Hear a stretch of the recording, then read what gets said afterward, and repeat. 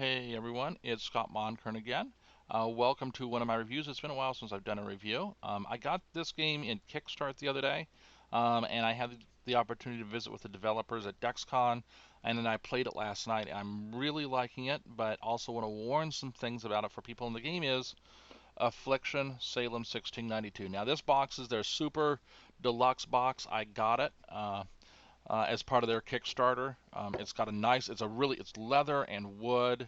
Here you can see, and the components fit in nice, and it's even got little wood walls for everything. So it's a really good game, or a really good box. It's a little pricey, but if you're someone like me and appreciates that kind of stuff, it's definitely worth it. So let's talk a little bit about the game. The game is set in Salem 1692. It is a worker placement game where we are all representing, excuse me while I grab the worker placement board out here, where we're representing factions within the town of Salem accusing people of being witches. So it's set during kind of the witch trial era. And you normally don't think about worker placement and witch trials as going together, but it really does in this case. And so each of us represents a faction. We get a player board here, and it's asynchronous. So everybody has slightly different victory conditions where you're in either the town or the village. This is the town card. And there are family members that you want to arrest, family members that you want to bring into your circle. And that's the two kind of big things. You arrest some people and you bring other people into your circle, which give you powers. And so it's worker placement where you're going to basically try to get people into your circle or get to arrest. It's got an asynchronous component, and you get something called a grievance card. Looks like this, right like that, which gives you a hidden secret set of goals as well. So the way the game is played is everybody gets two meeples. Let me show them to you. They're kind of cool. They look like this. If you play the two-player version of the game, it supports between 2 and 4 players. This is notice it's a nice little Puritan with a little hat.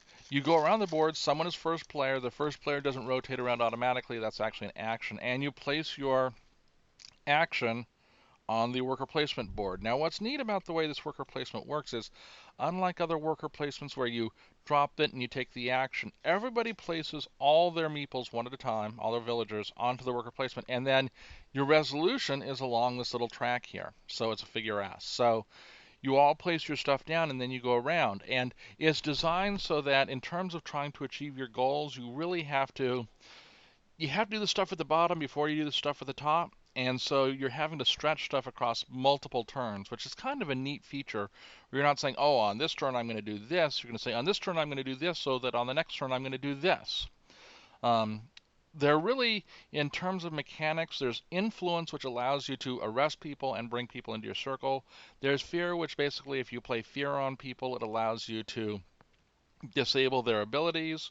There's something called a spectral, what is it called? Spectral evidence, which basically completely disables a character for all practical purposes. There's a protection marker, so one person can protect one character from being arrested. And then you lay out 10 characters. You have 5 kind of basic characters and 5 advanced characters. They look like this. Here's an example of one of them. And you see here they have a reputation here at the top. They have a family member. Some of them have family members. They may have a special ability here at the bottom. Almost all of them do. They may or may not have property.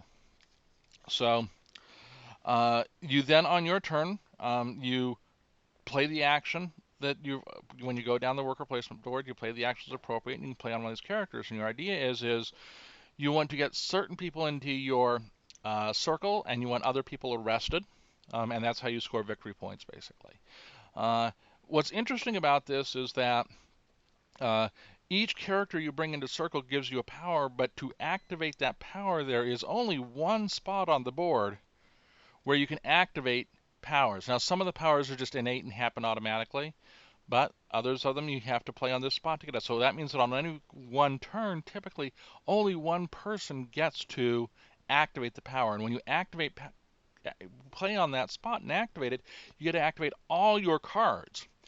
So it can be huge engine building. I actually had a case where when I was playing last night where I had built it up so that I could manipulate all the accusations around the board. I had a whole bunch of different characters that could manipulate accusations. Whenever I went on that spot, I completely rearranged the accusations of witchcraft on the board. So that's basically it. You want to bring people into your circle. You want to arrest people. You play until stop card hits, just like you do with Suburbia, and the game is over, and then you total up your victory points. So I really, really like this game. It's kind of one of my favorite worker placement games right now. We'll see whether it kind of stands the test of time, but right now I'm really liking it. Now I want to give you a couple of warnings about the game and some things that may cause you some concerns about it. First of all, the victory point conditions and the rules conditions can get pretty complicated, and you have to keep them in your head. So like this person, it's you get 1 victory point for every colonist in your circle, or 1 victory point for every colonist you arrest. You get 2 victory points for every Putnam family member you arrest, and you get 2 points for every Proctor family that's in your circle. But then it says you may not arrest proctors or bring colonists with V into your circle. So I've also got to remember that if someone is a proctor, like this one, I cannot arrest them, and if they have a V, which means they're a villager, I cannot bring them. Now, this person's a T, so I can do what I want, but I've got to keep track of those T's, so I've got to keep track of family members, I've got to keep tracks of T's and V's as well, and everybody gets a grievance card. This is what it looks like, which has 4 characters that some of them, if you bring them into your circle, give you additional points, and one of them, if they get arrested by anybody, gives you negative points. So you'll see here, you've got a lot of little different kind of victory point conditions that you constantly have to remember as you're kind of trying to put stuff together. And we actually had a guy last night that wasn't paying attention and brought someone into his, not arrested someone that he was not allowed to arrest. And then you have all the powers on the cards as well. So it's kind of a little, I wouldn't say it's fiddly with components. The rules can be a little fiddly because like it's like, oh yeah, they're a V, or oh yeah, they're a T, or oh yeah, they're a proctor, oh yeah, they're a Putnam, oh, or look, he's on my grievance card kind of thing. So you kind of have to get used to that. Now, I kind of like that level of complexity, but some people who we played with last night said, you know what, that's kind of a little much to take care of. Second thing I want to warn you about with respect to this game is that typically when you think about worker placement, you tend not to think about it being a lot of take that mechanics. Yes, you can play on a spot for the purposes of interfering with another person's ability to do whatever they want to do, but most worker placement, you don't play on a spot and then mess with somebody. Here at the beginning of the game, we found that people were recruiting off of the common pile of colonists, the characters, and they were taking small ones, they were taking big ones, and so on and so forth. But as the game progressed, there were fewer and fewer there that were of interest to anybody. And so one of the things about this works is if I have a character in my circle where I'm getting their benefits and all that kind of stuff, and I may be getting victory points off of them, someone else can turn around and try to recruit them into their circle.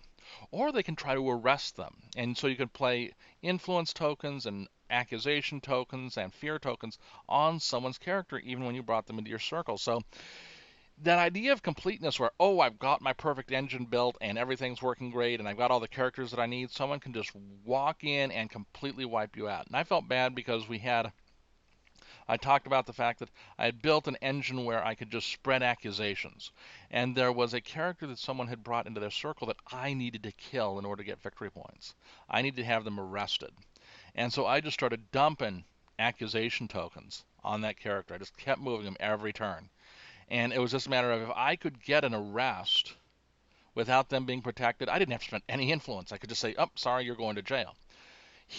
That other player had to constantly, as with one of their 2 actions, take the protection token to keep that one alive because that was getting them a lot of victory points. Now, I told him, I said, look, if you had thought about it, he spent 4 turns protecting that one. And if you had done something else, even though you had lost 3 points by him getting arrested, you could have easily made it up, spending your actions doing 4 different things. He hadn't thought about that, but that's it. So there is a ton of take that in this game. And you're kind of towards the middle to end of the game. You aren't forced into it, but in order to really maximize your points, you kind of have to go that direction. So be aware of the take that mechanic. So other than that, I think the game is really good. The components are solid. This is a nice cardboard here. The artwork is good. It's all historically based. The worker placement board is good. Could have been a little bit bigger, maybe not. I don't know. Fits well in the box and everything. The components are good. Uh, the artwork is good. The player reference cards are good, though we didn't have to use them that much, honestly. The rule book does have some issues. So he put out a rule book, and then he did the smart thing, which is he handed the game to somebody and said, figure out how to play this. A bunch of college students, they couldn't. The reason was he had not pointed out the iconography on some of the stuff, so he had to write a quick start guide, which makes sense. The problem is what I found was as I went through playing the game that there was stuff in the quick start guide that wasn't in the rule book. There was stuff in the rule book that wasn't in the quick start guide. You kind of had to read both in order to understand how to play the game. Uh, so that was kind of a bad side about the rule book, but it was only 6 pages, so it wasn't that long.